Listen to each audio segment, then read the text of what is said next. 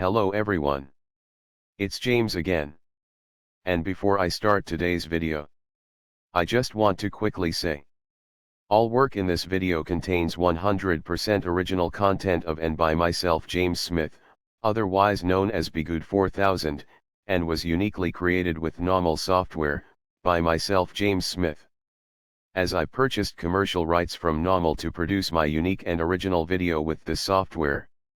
Commentary is uniquely my own thoughts, feelings, and expressions. Now that I have that out of the way, I hope your day is going well. And again, I want to thank everyone here that has subscribed to my channel. And if you haven't subscribed already, please do so if you are enjoying this content and find it of value. Also, I want to thank those that are supporting this channel by the way of Patreon. It really means a lot to me, as every little bit helps. And I thank you from the bottom of my cartoon heart. And for those of you that would like to support by the way of Patreon, I will leave a link in the description box below. With that said, let's get on with the topic for today.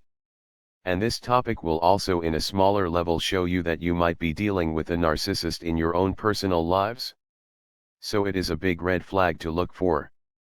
But it also shows us on a bigger scale how much narcissism is a part of our everyday society. You see, it's quite simple. Let's take a problem like broken homes and families. And more specific, the family court. Almost everyone knows it's a very flawed and for the most part a crooked system. Yet no one is trying to fix it. It's so messed up. There are common jokes in our society about it, such as being taken to the cleaners, and how certain people involved are sadly used as pawns. And these are jokes the average person makes when they see such situations play out in life. Yet no one tries to fix these problems, because fixing these problems would greatly help out our society. But then we see this person or that person get on television talking about how relationships aren't what they used to be, and how this particular statistic number is low and that particular statistic number is low. Yet they seem to pretend to not know where the real problem or fix is at to resolve this massive problem. Well, here's the thing. If you and I know what the fix is, more than likely they do as well. But they choose to not say for whatever reason. Maybe they don't want to face being shamed. Or maybe they like things how they are. Who knows, right? But the reality is narcissism keeps on going because things that are happening that causes most of us problems have real simple fixes. Yet hardly anyone speaks on them. And hardly anyone takes positive action. Now think back to your toxic family member or spouse. Whenever they would do something bad, or put you into a bad situation, and you ask them why they did what they did, they would answer with the narcissist's favorite answer. Or at least one of their favorite answers. And that is, I don't know. When in reality they do know. They did what they did because they wanted to do it. And they wanted to gain the narcissistic supply that was gained from you being put in such a bad situation. Then you spend with what seems to be a lifetime trying to get this person to fix what is obvious. But it never gets fixed. And as a side note, you can't fix people. You can only fix yourself. Because other people have to want to fix themselves. You can maybe suggest one time to someone some of these positive thoughts and words. But if they don't choose to make these positive life changes, you are just standing there year after year trying to work with someone that purposely refuses to change. They are just draining you of your energy. And you are just feeding them narcissistic supply. Now on a small level. Meaning one-on-one. It's not worth to say anything to these people if they seem like they don't want to change. Just walk on and move on with your life. But on a bigger level, narcissists hope that you won't say anything. Like again as an example, the family court system. And there are other things out there too. That if more people as a group spoke up and said, you know, I've had enough of this, The proper corrective action could be put into place to fix such a problem. Not because they want to do so, but because they know they have no other choice. Because currently they know what the fix needs to be. But they choose to not put that fix into motion because they enjoy the money and narcissistic supply that comes with the system being broken. But if they are the ones being shamed, they likely will backpedal and make the changes needed simply because they have no other choice. But back to the smaller scale of things. If you are in a relationship where problems seem like they never ever get resolved, there is a big chance you are dealing with a narcissist.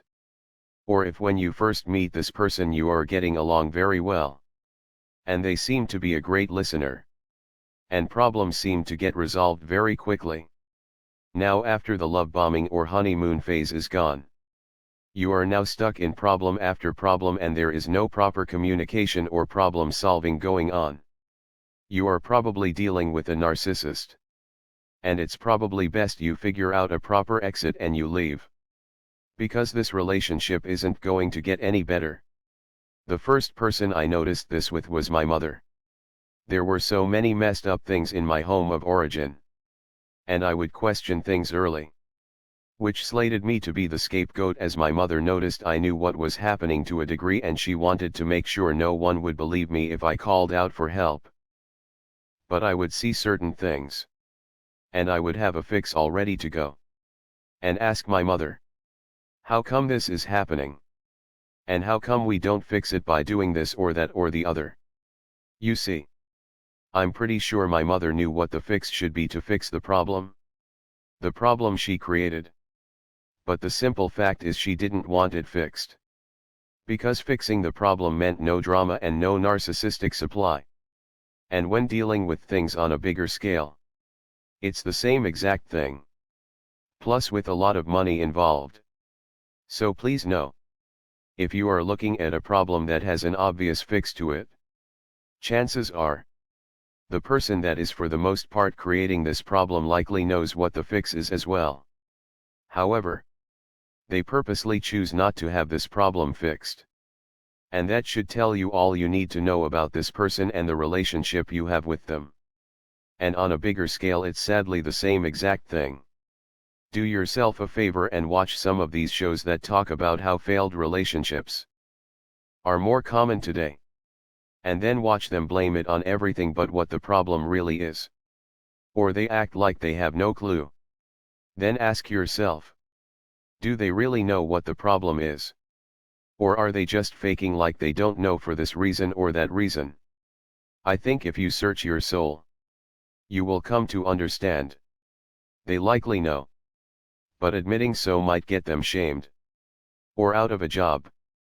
And by keeping the drama coming, they keep their money and the narcissistic supply they gain as a result. But I would like to know what you think. Please put your comments in the comments box below. With that said, I do hope your day is blessed. And until next time, bye for now. And be good to yourself.